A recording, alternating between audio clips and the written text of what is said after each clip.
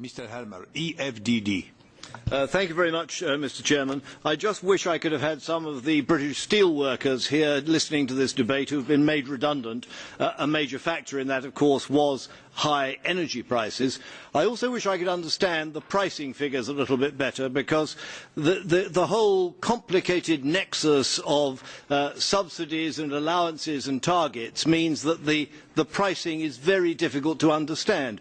In particular, I wonder whether the prices you are quoting for renewable energy are the direct costs out of the wind turbine or the solar PV farm, or whether you have included the costs of backup, the capacity payments, the grid changes, all the other massive costs that are necessary to deal with intermittent power. The truth is, what we have been doing as a matter of policy is to close down reliable and cost-efficient generating capacity and replace it with expensive, intermittent and difficult to manage renewables.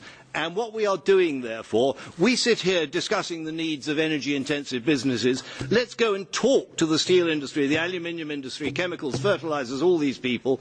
What they are doing is moving investment plans out of Europe. They are moving jobs out of Europe. They are closing plants.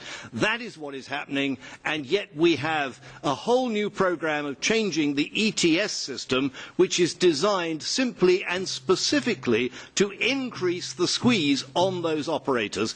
Is the panel aware that the effect of our European Union policies is actually not to reduce emissions, but merely to export emissions, and frequently to export them to other jurisdictions with lower environmental standards, where emissions per unit of production are actually higher? The result is we have a policy which is undermining the European economy and increasing global emissions. Do we think that is a smart policy?